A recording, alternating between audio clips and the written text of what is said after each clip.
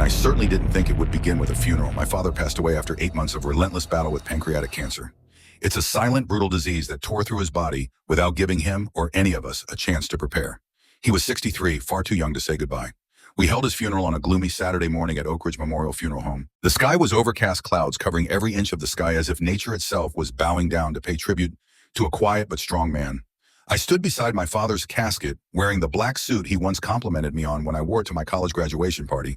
My hand gripped an old family photo I had found in a dusty box in the attic, a box where my father kept his most cherished items, from a cracked wristwatch to my old birthday cards from elementary school. Every memento, a silent testament to a father who loved not with words but with actions. The funeral wasn't large, about 40 people, family. A few of my father's old friends, former co-workers, neighbors, and some relatives. Among them were two men I called uncles, Thomas and Beckett, my father's younger brothers. They arrived late, dressed neatly, embraced me tightly, and nodded as if they were truly sharing in the grief I once believed they were genuinely heartbroken. After the main ceremony, when everyone had left the room, I asked for a few minutes to stay behind. Not to cry, my tears had already dried up after 8 months of watching my father slowly fade away, but to feel the emptiness. It wasn't the same as sadness. It wasn't anger. It felt like an ever-expanding void in my chest, pulling me in with no way out. I wandered into a small room off to the side of the funeral home, an area with a few armchairs and dim lighting, designed for people who needed a private space to breathe. I sat down, closed my eyes. A minute of silence or so, I thought, but then the door opened. I didn't react at first, thinking it was a staff member, until I heard the voice of Uncle Thomas. He looks at me like I'm his enemy. It's pathetic. The fool doesn't even know we changed the will last month. I froze. My eyes widened. Everything's ours now. The house, the company, everything. Wait until Bill reads this new will. I want to see Walter's face, Beckett. The other uncle laughed lightly, soft like a breeze, but enough to freeze my heart. I wanted to stand up. I wanted to march out and scream at them. But my legs felt rooted to the floor. I couldn't move. I couldn't speak. I could only listen, each word a dagger to my chest. We made him sign it while he was on painkillers. Thomas, you've outdone yourself. Who can refuse when they're high on meds like that? Yeah. And I told Morin she wouldn't be needed after this week. No point in keeping the maid when everything's ours now, Morin. The woman who had cared for my father throughout his battle with chemotherapy. The one who helped me bathe him, change his sheets, and watch over his sleep every night, and I grip on the armrest so hard my knuckles turn white. Not from the cold, but from the fury. I had once believed they were family. I had believed too much. When they left the room, I stayed seated another 10-15 minutes just to keep myself from exploding. My father had once told me, you never strike unless you know how the fight will end. And I remembered that. I remembered it clearly. So I did nothing. Not because I was weak, but because I was waiting for the right moment. I left the funeral home like a shadow. I accepted condolences like a machine. In my head, only one thought echoed. They think they've won. We're not done yet. I can't remember the last time I had a full night's sleep. Maybe it was before my dad was hospitalized for the last time.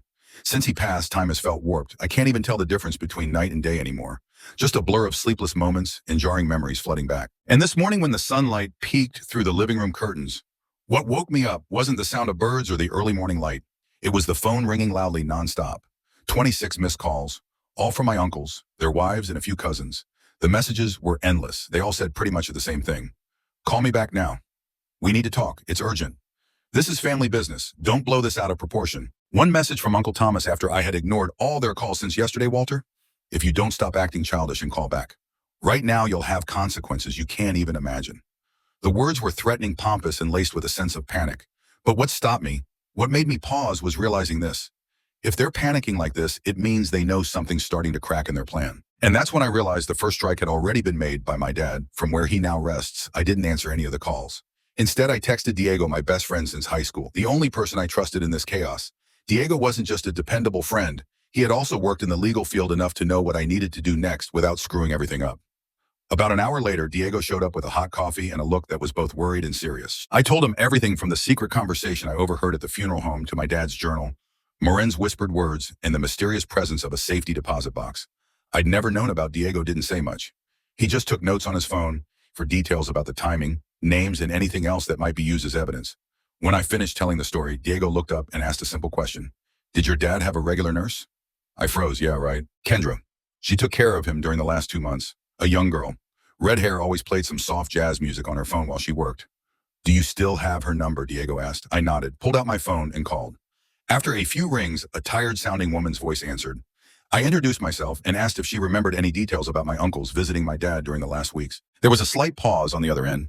Then Kendra took a deep breath as if recalling something uncomfortable.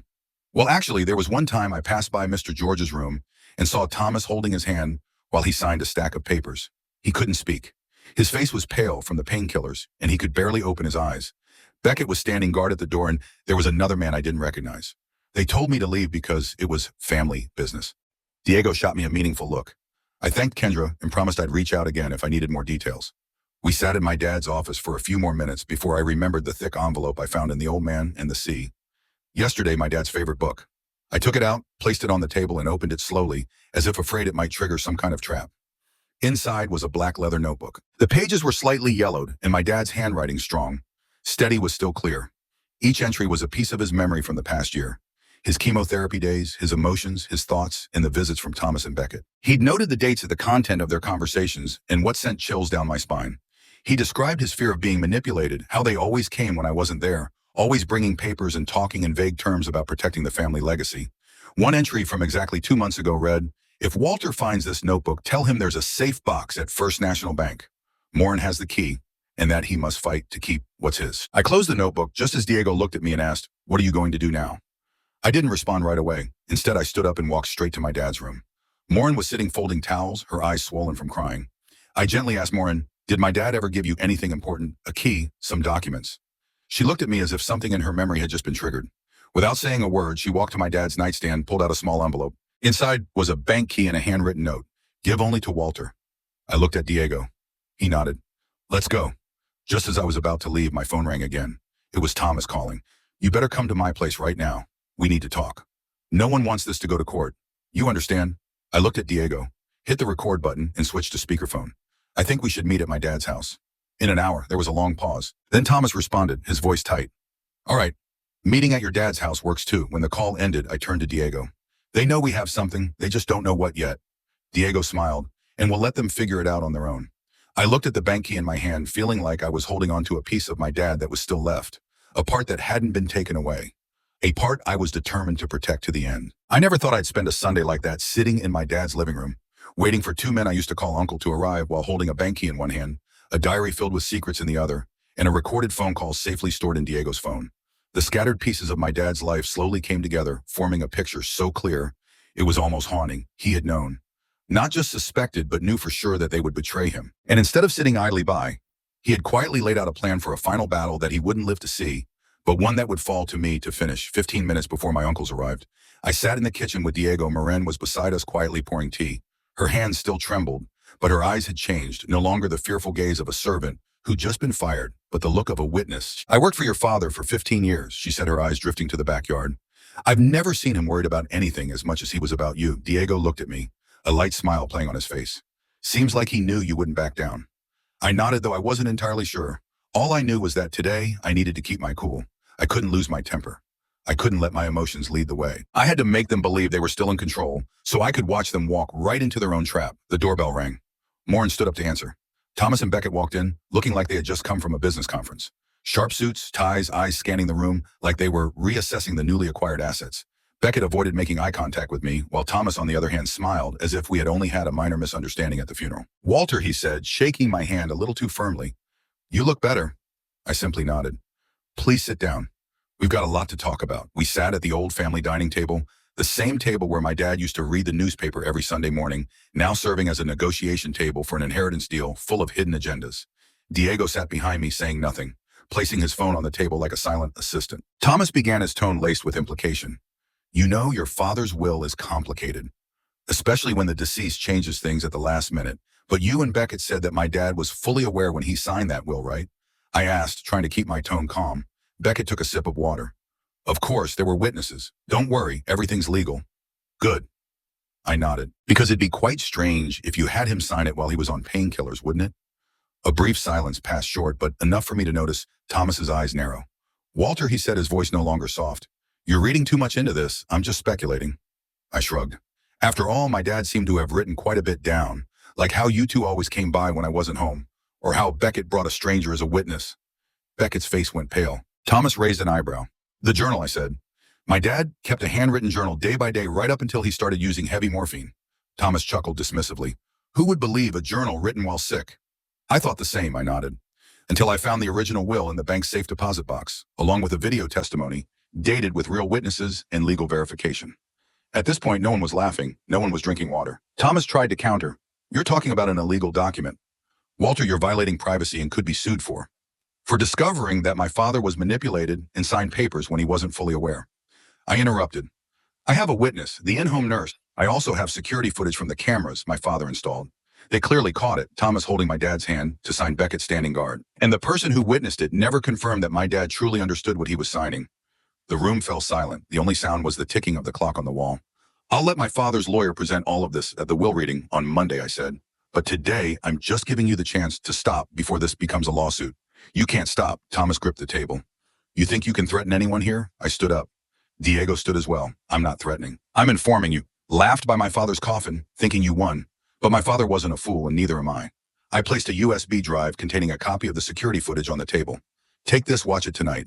See what you've done. Then tomorrow go to the lawyer's office with whatever shred of decency you have left. I didn't wait for a response. I turned and walked out into the backyard. For the first time, I felt like I wasn't backed into a corner anymore. Inside, Thomas was yelling. Beckett remained silent. But I didn't need to hear more, because from now on, everything I needed was in my hands, without me having to chase them. Thomas and Beckett stood up. No one said another word. They left the house like two defeated shadows. When the door shut behind them, I leaned against it and exhaled. Diego stepped out of the kitchen, smirking.